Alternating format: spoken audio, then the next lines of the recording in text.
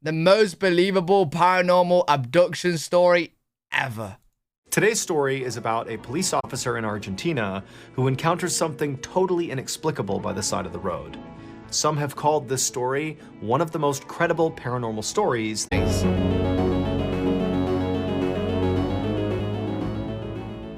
On the night of March 2nd, 2006, a 28-year-old police corporal named Sergio Peta rode his motorcycle down a dirt road in rural Argentina.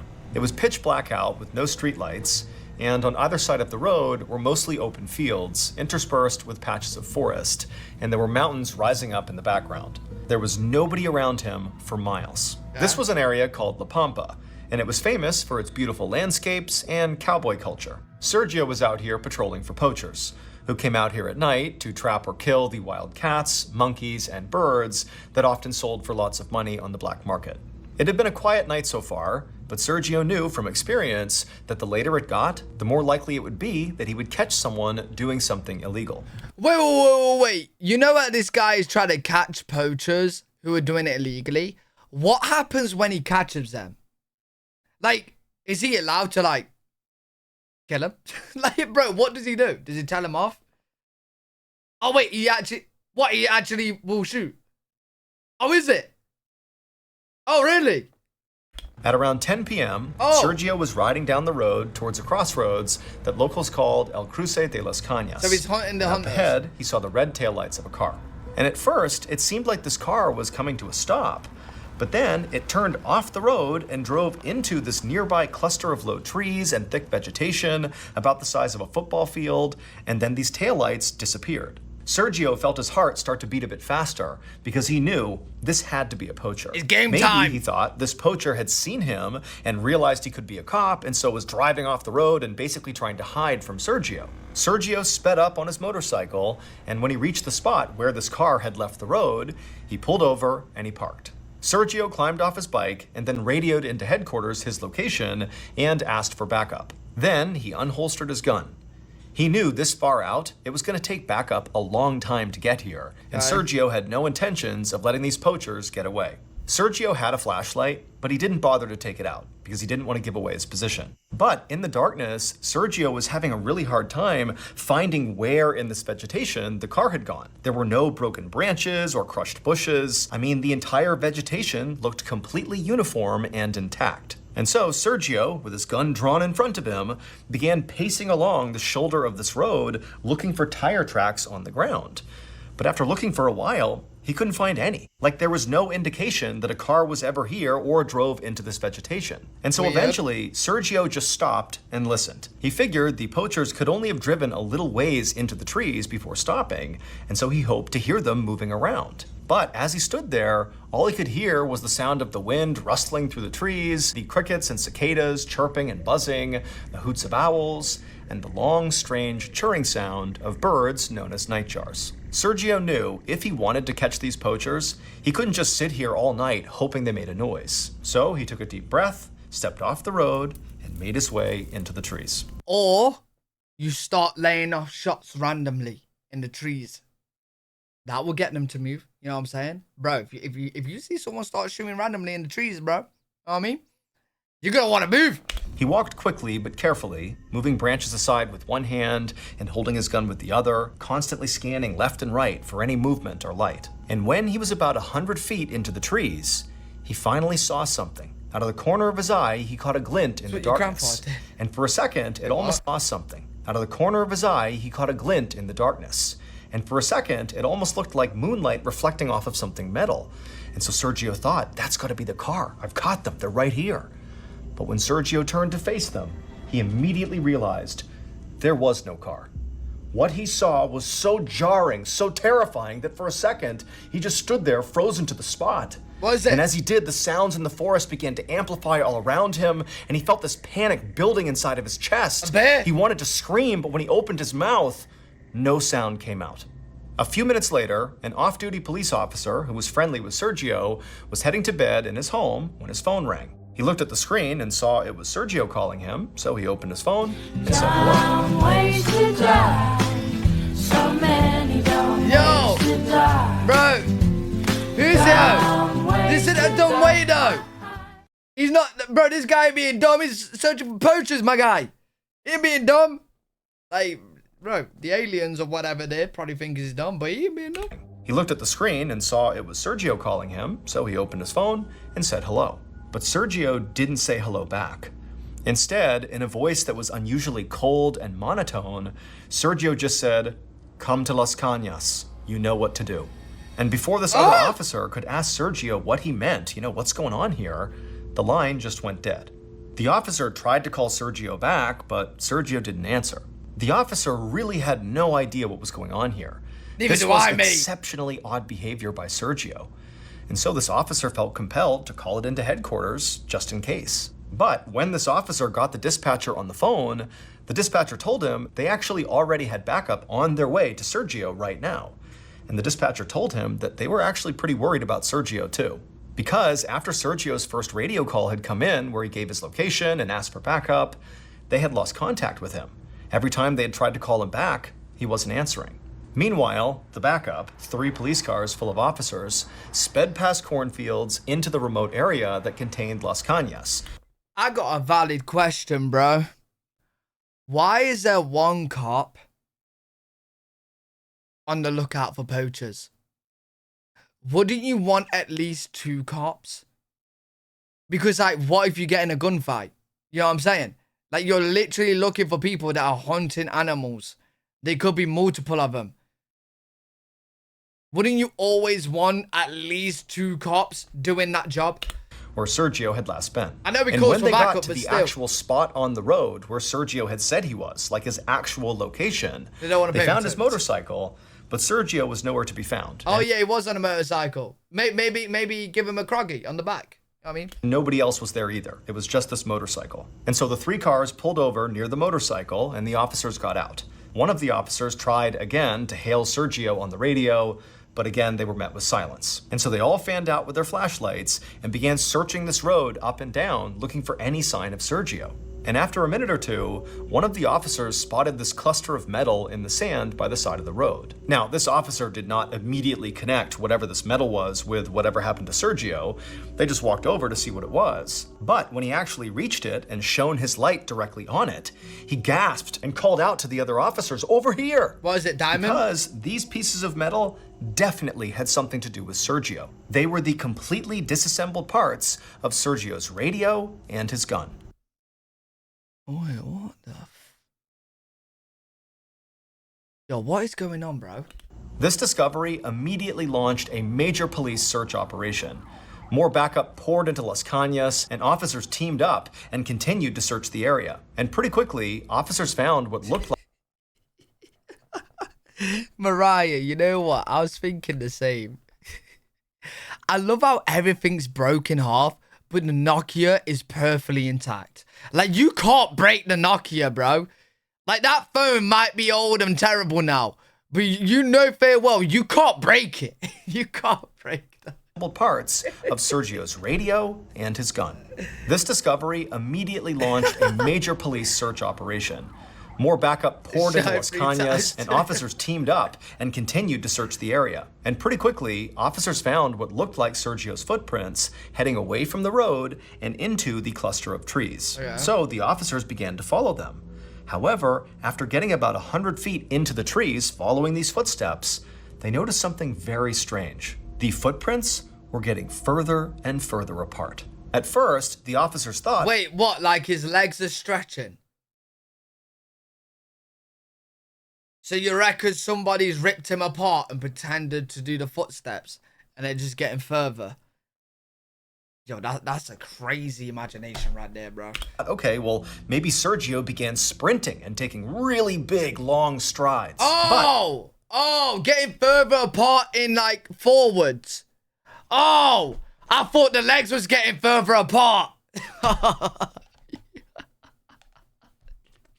I thought they meant the leg was getting further apart. They just being like further apart from like footprint there, footprint there, footprint there, and then so he was running and then jumping. Oh, okay.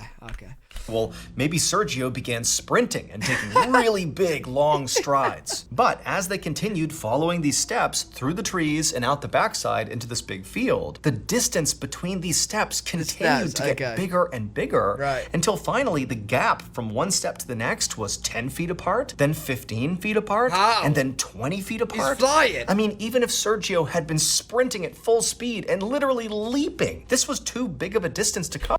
Oh my God, he's just found a new superpower and he's testing it out. You know how like they're slowly testing out? He's just learned that he can fly, but he keeps like falling. And every single time he tries, he goes further and further and further until he just fucking flies off.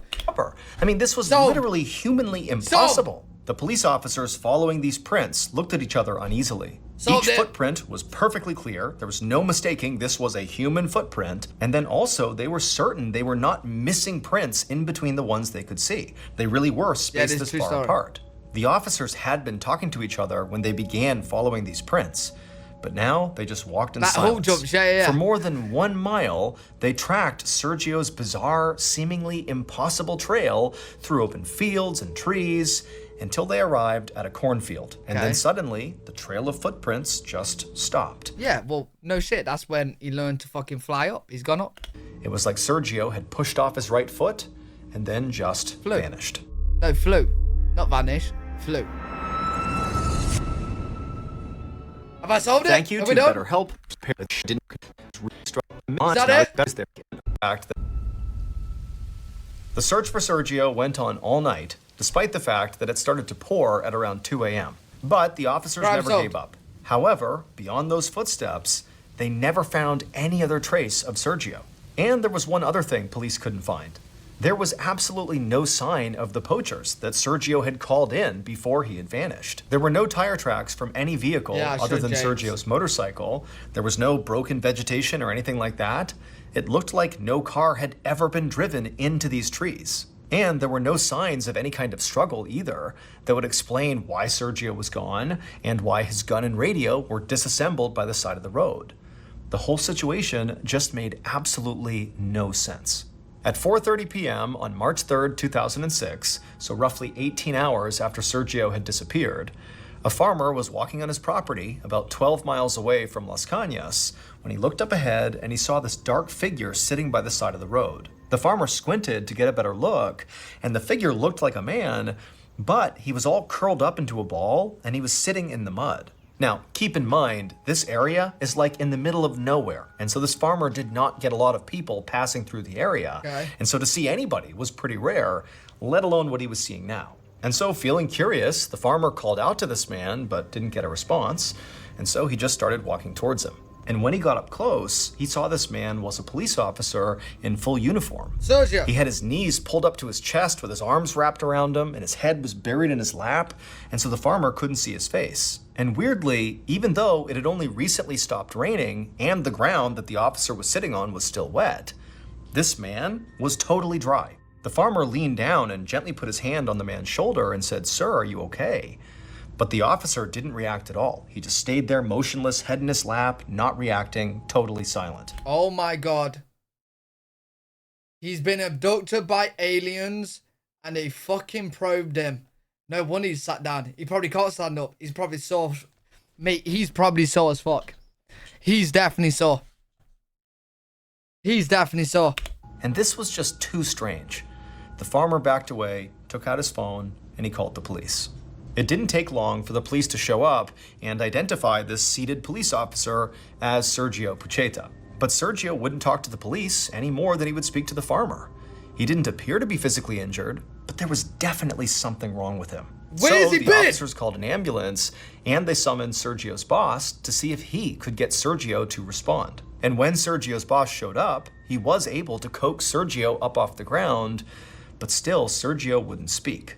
All he would do is give his boss a big hug and just break down and cry. So his boss led Sergio over to the ambulance, which had just arrived, and he got him in the back and he sat with him and then went with Sergio to the hospital and followed him into his exam room.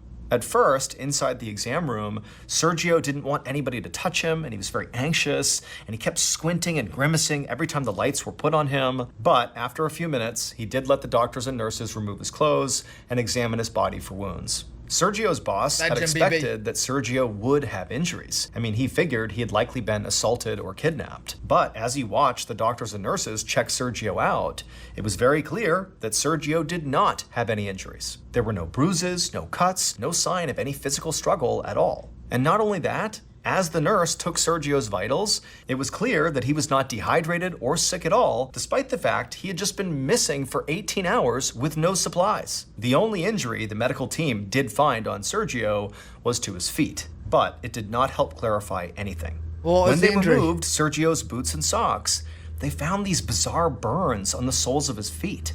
It looked like he'd been standing on a hot surface. Yo, I'm telling you, bro, this guy learned a superpower. Maybe his feet like turn into jet engines and he can start flying, bro. Like that explains the difference in the steps, the burns on his feet. Take it up, you know what I mean? For the next couple of hours, Sergio did finally begin to talk.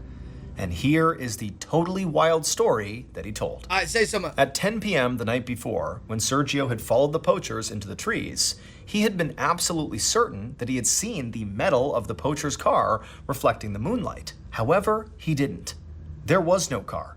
There were no poachers. What was that? When he turned, all he saw in the darkness were two sets of burning red eyes staring back at him. Okay, Sergio stood there stunned, unsure who or what these eyes belonged to. And then before he could do anything, the eyes began to move closer to him. And as they did, Sergio realized with growing horror that these were not human eyes, these were not animal eyes. These eyes belonged to some creature he had never seen before. All he could make out beyond the burning red eyes were these slim gray bodies with big heads and long skinny fingers, and they didn't appear to blink at all. Sergio opened his mouth to scream, but when he did, no sound came out. And that's when Sergio realized that not only could he not scream, but he no longer was able to move. But then suddenly he felt this intense pressure in his torso, and his back sort of involuntarily arched in response. He tried to wrench himself free of whatever seemed to be in control of him, but he couldn't. It felt like his spine was going to snap. And then he felt himself begin to walk out of the forest backwards, like his back is arched in this totally unnatural position, and he's marching out of the trees. And then as he's doing this, he watched helplessly as one of his hands went down and pulled out his phone. And then he thank God you said phone then. I was thinking something else, bro. I was thinking, Jesus. Yeah, maybe these aliens just having fun and making him look like a T-Rex, bro. Dialed the number of that officer, and then this detached, cold voice came out of Sergio's mouth, telling his friend, "Come to Las Cañas, you know what to do." And as Sergio continued to walk in this bizarre bent-over gait, he felt himself reach for his gun.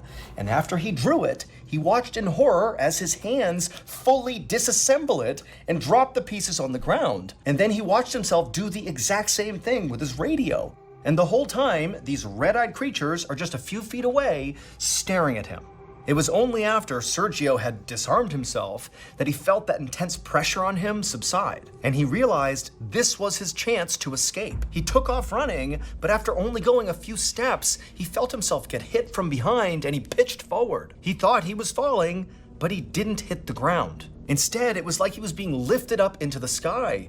And for a moment, he just careened through the air until abruptly, whatever force was holding him up let go. He fell to the ground and somehow managed to land on his feet, but then once again, he was lifted back up. And this time, he was... Yo, if that was true though, hey, this is my detective head coming on now, bro.